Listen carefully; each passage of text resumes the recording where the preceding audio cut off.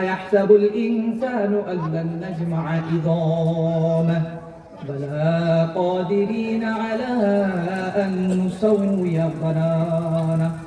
মানুষ কি মনে করে যে আমি কখনোই তার অস্তিত্ব বের করতে পারবো না? আল্লাহ বলতেছেন বালা কাদিরিনা আলা আন নুসাউইয়া বানানা। হ্যাঁ, আমি মানুষের অস্তিত্ব তো বের করতে পারবোই পারবো।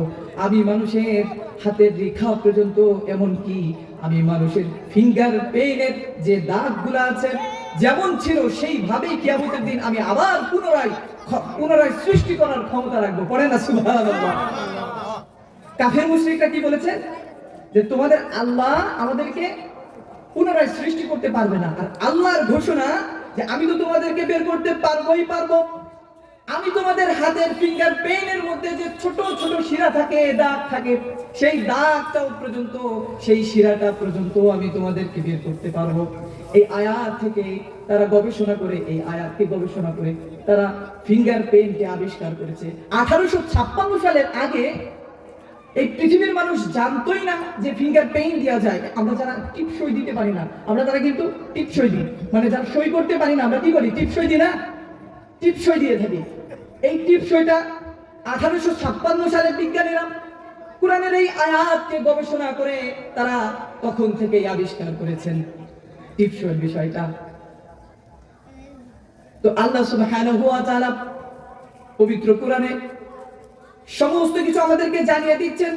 আধুনিক বিজ্ঞান এখন আমাদেরকে জানাচ্ছে। সাধারণত 1856 সালে তারা টিপসইয়ের কথা আমাদেরকে জানিয়েছে, অথচ আল্লাহ পাক রব্বুল আলামিন কোরআনে ১৫০০ বছর আগে আমাদেরকে জানিয়ে দিয়েছেন। পড়েন না সুবহানাল্লাহ। তাহলে বিজ্ঞান আমাদেরকে জানাচ্ছেন 1856 সালে, আর আল্লাহ আমাদেরকে জানাচ্ছেন ১৫০০ বছর আগে, যখন কোরআন নাজিল হয়েছে তখন থেকেই আল্লাহ সুবহানাহু ওয়া তাআলা আমাদেরকে এই তথ্য জানিয়ে দিচ্ছে। তাহলে বিজ্ঞান পবিত্র কোরআন থেকে, মহাগ্রন্থ আল কোরআন থেকে রিসার্চ করে বের করতেছে। আল্লাহ বলেছেন আমাদেরকে ১৫০০ বছর আগে, আর বিজ্ঞান আমাদেরকে জানাচ্ছেন 1856 সালে। তাহলে বন্ধুরা আমার, ভাইরা আমার, মুরব্বিয়ানে কিরামরা,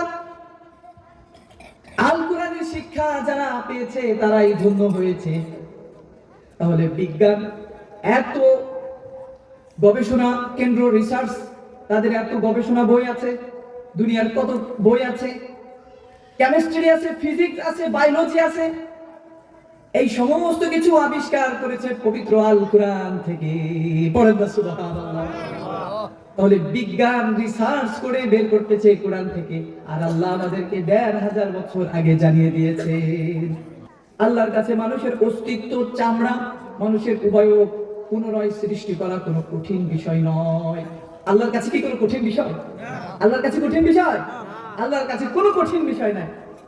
আপনার হাত ভেঙে গেছে, এই হাত ভাঙা একজন ডাক্তারের কাছে অপারেশন করা কঠিন বিষয়, অপারেশন করে সুস্থ করা তার জন্য কঠিন বিষয়, কিন্তু আল্লাহর কাছে কোনো কঠিন বিষয় নয়। আল্লাহ সুবহানাহু ওয়া তাআলা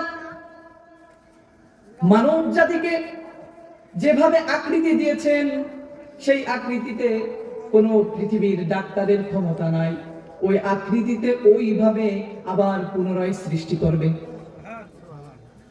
পৃথিবীর কোনো ডাক্তারের ক্ষমতা আছে? পৃথিবীর কোনো ডাক্তারের ক্ষমতা নাই। একজন চিকিৎসা বিজ্ঞানী বলতেছেন মানুষের শরীরে ৩৬০টি জয়েন্ট থাকে এবং ২০৬টি হাড় থাকে। আমি এই কথা এই জন্যই বলতেছি, পৃথিবীর কোনো ডাক্তারের ক্ষমতা নাই। আল্লাহ পাক রব্বুল আলামিন যদি তাকে কার্যক্ষমতা না দেয়, আল্লাহ পাক রব্বুল আলামিন যদি তাকে তার হাড়ের ক্ষমতা না দেয়, এবং একজন মানুষের শরীরে ২০৬টি হাড় থাকে, ২০৬টি, চিকিৎসা বিজ্ঞানী বলতেছেন ২০৬টি হাড়ের মধ্যে যদি ৬টি হাড় মানুষের কার্যক্ষমতা বাতিল হয়ে যায়, কাজ করা বন্ধ হয়ে যায়, তাহলে সে প্রতিবন্ধী, বিকলাঙ্গ হিসেবে পৃথিবীতে চলাফেরা করবে। তাহলে আল্লাহ যদি কারোর ক্ষমতা ছিনিয়ে নিয়ে যায়, পৃথিবীর কোন ডাক্তারের কি ক্ষমতা আছে ওই হাড়ের শক্তি আবার ফিরিয়ে দেওয়ার জন্য? কথা বলেন না, কারো ক্ষমতা আছে? আল্লাহ পাক রব্বুল আলামিন যদি মানুষের শরীরে ২০৬টি হাড় থাকে, এই ৬টি হাড়ে কার্যক্ষমতা যদি আল্লাহ বন্ধ করে দেয়, পৃথিবীর কোনো ডাক্তারের ক্ষমতা হয় নাই ওই 6টা হাড়কে আবার পুনরায় কাজ করাবে। ঠিক না?